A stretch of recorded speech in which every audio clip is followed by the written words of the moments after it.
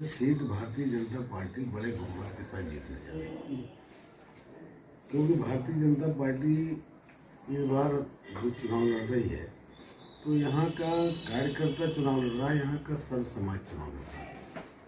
तो इसलिए हमको 100% उम्मीद है कि भारतीय जनता पार्टी बड़ी बहुमत के साथ चुनाव जीतने जा रही है। समाजवादी पार्टी एक तरफ कहती है कि भाजपा डरी हुई है इसलिए इतना प्रयास कर रहे हैं। सब वो क्या कह रहे हैं वो तो उनको अपने आप में उनके पास जवाब होगा।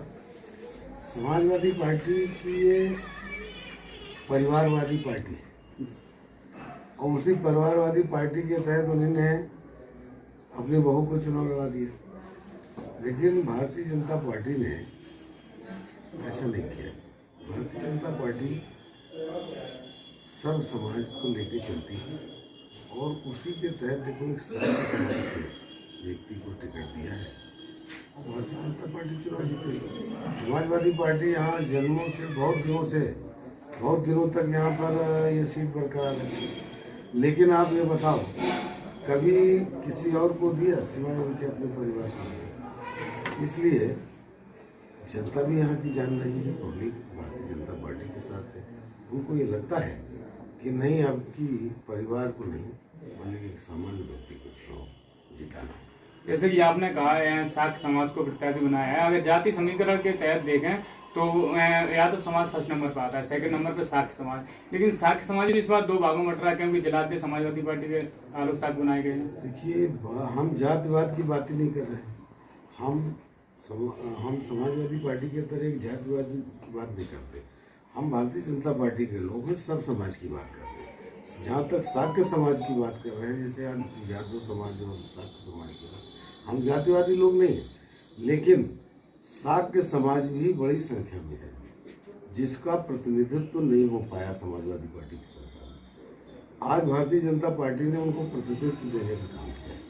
शाक्य समाज बड़ी संख्या में है, उसके साथ मैंने कहा ना कि सर्व समाज के लोग आज भारतीय जनता पार्टी के साथ हैं और यही कारण है कि भारतीय जनता पार्टी बड़े बहुमत के साथ चुनाव जीतने जा रही है। जैसे कि आज योगी जी आए हुए थे करैल में, नर्सिंग इंटर कॉलेज में जनसभा थी, तो इनका कहना था कि क्या नाम ये जनता से वोट मांगने नहीं प्रशासन से वोट मांग रहा है। क्या अब ये तो उनको अपना समय याद करना चाहिए।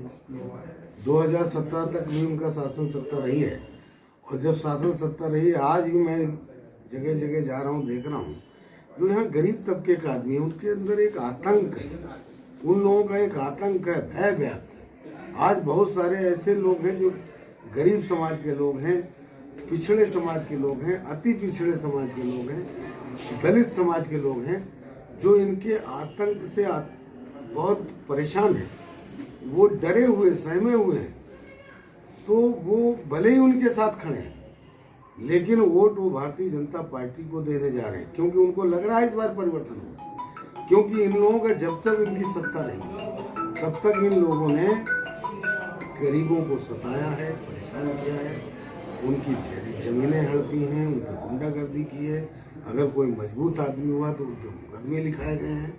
अगर किसी गरीब किसी दूसरे समाज के व्यक्ति ने, कोई पिछड़ा अति पिछड़ा समाज का व्यक्ति अगर कहीं वो ठीक ठाक दाल रोटी कमा खा रहा है तो उस पर फर्जी मुकदमे लगवा के उनकी जमीनें हड़पने का काम किया। तो इसलिए उन्हें अपना समय याद करना चाहिए।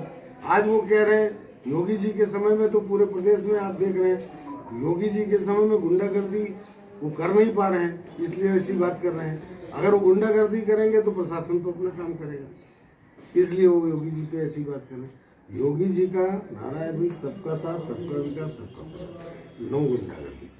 अच्छा, जैसे आज आजम खान ने कहा था कि क्या नाम यहाँ चुनाव ही ना करवाए जाए, ऐसे ही बीजेपी को जीत दे दी जाए, ऐसा क्या कहेंगे? आजम खान जब रामपुर से चुनाव लड़ते थे और जब समाजवादी पार्टी की सरकार होगी, उनके कारनामे दर पर दिन खुल रहे हैं ना, कि उनके जो इंस्टीट्यूट बनाया, जो यूनिवर्सिटी बनाई है, वहाँ लिफ्ट के नीचे से चोरी की किताबें निकल रही हैं, उनके कैंपस से नगर पालिका की मशीनें निकल रही हैं।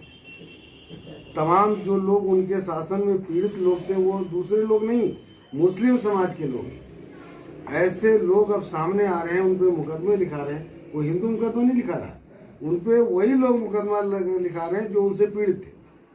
तो वो अपनी क्या बात कहें। वो तो एक कहावत है ना हमारी तरफ, आपके यहाँ नहीं मैं जानता, कि सूप बोले तो बोले चलने क्या बोले जिसके 72 शेर। तो हाजिम का तो ये हाल है।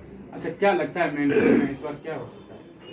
भारतीय जनता पार्टी बड़े बहुमत के साथ चुनाव जीतेगी, ये 100% हमें उम्मीद इसलिए है कि जो हम घूम घूम के देख रहे हैं, जो गरीब तबके का आदमी है, वो जो इनके आतंक से परेशान है,